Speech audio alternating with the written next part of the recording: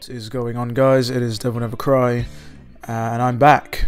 There was a little week's hiatus due to me being on vacation and whatnot, so I've been away from just the laptop and the internet in general. But I am back today, so the regular uploads will continue, starting with today's video. So today's video is basically going to be focused on the Capcom Division 1 podcast that was basically done. For those of you who don't know, Capcom Division 1 sort of is a large, overarching sort of team, and they're responsible for Capcom's major projects like DMC5 and Resident Evil 2, the remake. So of course you've got some big names, you've got a couple of the producers from DMC5, some major staff from the people who worked on RE, but today's video is just going to be focused on the DMC5 aspect of this podcast. I implore you to go watch it. There is lots of interesting tidbits, a lot of it's off topic, but you're here for DMC5, so let's just dive right in. They decide to kick things off by stating that they do indeed have a marketing deal with Microsoft.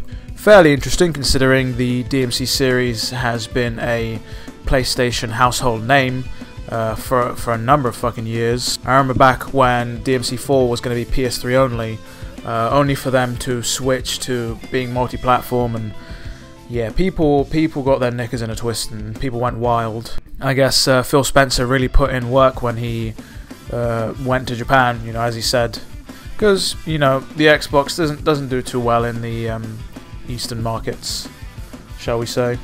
They then go on to talk about the scanning aspect of the RE engine and how they didn't just scan the models' faces for the in-game models, they also scanned their semi-nude bodies as well. So again, this could possibly hint to some coatless or just torso-less costumes, akin to sleeveless Virgil or coatless Dante from DMC3. It'll be interesting. Hopefully we get a plethora of alternate costumes like we got in DMC3. Hopefully it's not a DMC4 situation where we get nothing and then we get basically again nothing for DLC. But again, I have faith Capcom know what they're doing. They then briefly talk about the individual models, stating that the model for Nero was British, and you can find the facial model for Dante online. I believe he does have an Instagram. I'll link it if I can find it, but yeah, it's interesting now that obviously the move away from an anime and stylized sort of look has meant that they need to sort of go for a grounded, sort of more realistic look, and they're actually basing their models off real life people.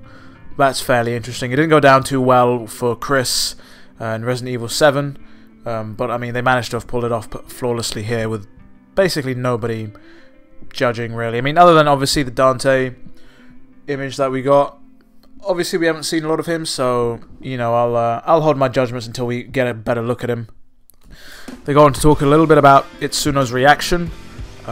So basically, after the E3 reveal, Itsuno decided to see what the Japanese fans were sort of thinking or saying on the Nico Nico website, which again, it's a popular Japanese video sharing site. I believe they streamed some stuff for DMC4 Special Edition on Nico Nico, so Itsuno's been on there as well himself, so for him to check that website out, just makes sense really. But yeah, they go on to state that he was on the verge of tears, so he was sort of ecstatic or overjoyed that people people were reacting positively to something he'd spent the last 3 to 4 years on, his magnum opus, the one he's so confident in that he's spoken outwardly about it, telling everybody that keep your expectations high because we're gonna fucking smash him. Moving on, they then talk about the Devil Trigger theme song, or for Nero, or his battle theme. Kind of unclear here. They say they had Ali Edwards, who is the female voice talent for the theme. They say they had her sing Devil Trigger in reverse, and then they reversed the music video so that the song would sound normal. I don't know why.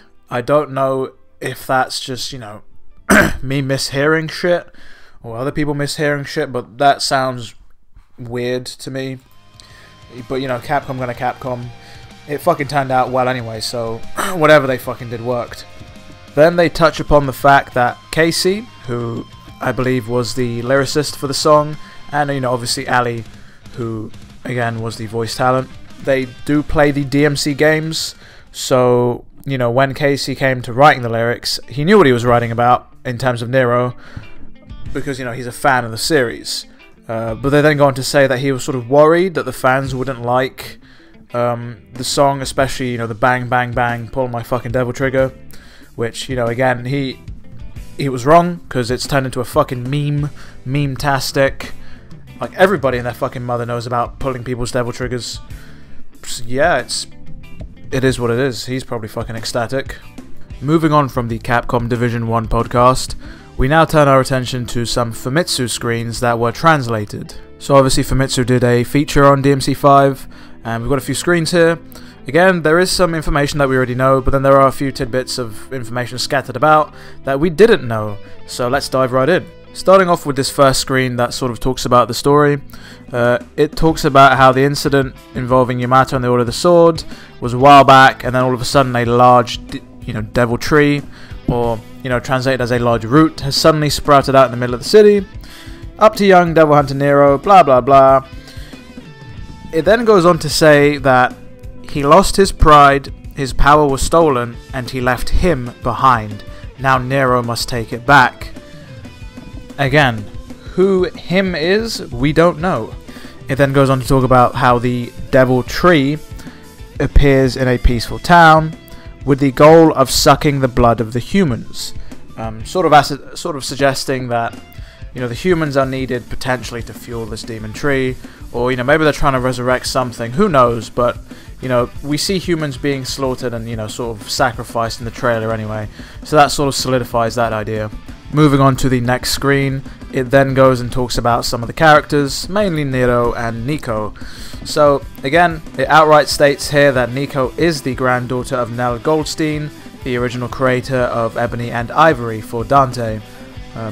Yada yada yada, more fluff, things we know about. Doesn't just look beautiful, it delivers impressive speed, yada yada yada. And then right at the bottom, it says, speaking of DMC, who could forget some of its famous phrases? And then it then goes on to say that you can definitely expect phrases like "It's Showtime," "Jackpot," and "Devils Never Cry" to rear their head in DMC5. So again, we've got this more grounded and realistic approach, but at the same time, they're not abandoning the cheese that basically made DMC what it is. Then we have another page which sort of acts as like a cover page. I'll skip that because that basically has no new information on it. It's just sort of a summary of, fans have been waiting 10 years and yada yada yada. But moving on to the actual next sort of scanlation here, we have a lot of info dumps. So first off, it says there's going to be more information coming summer 2018, so we can expect some more information soon, I'm hoping. Then it goes on to say that the Demon Emperor begins his diabolical invasion of the human world, sort of suggesting that enemies greater than Mundus, however you want to say, himself, are basically going to be in this game, because they have to be at this point, because nothing was a threat to Dante in DMC4. DMC1 was all about Dante surpassing Mundus or Mundus, whatever. So, for Dante to get serious, they're going to need some big boy shit. And then they go on to sort of mention how Nero's coat is one of a kind and how they're proud of it. Sort of alluding to maybe some of the demons having the same goal as Nero. But then big news, apparently the development progress is at 75%. Big news, right?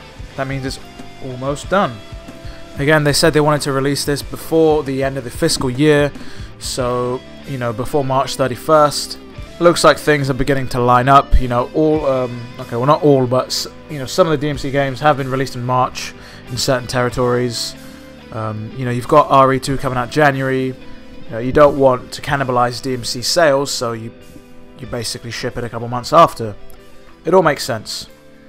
And then finally, in a very, very short interview done by GameSpark with the producer Okabe, he confirms that battle music will change depending on your style rank. So for example, when your style rank increases, the chorus of the song might start playing louder, or might start playing, at all. Kind of taking from Metal Gear Rising Revengeance, that sort of aspect. I believe DMC, the reboot, might have done this as well. Yeah, interesting. It livens it up a bit. It's better than just having a static battle theme that doesn't change. Having something dynamic to play with is always good. And again, it shows that DMC is taking these steps to modernize. And that is all of the news I could find in the week that I missed. Some interesting stuff there. Happy to see that the game is progressing smoothly at 75%. It alluded to Nero leaving somebody behind we don't know. Confirmed some things like Nico being the granddaughter.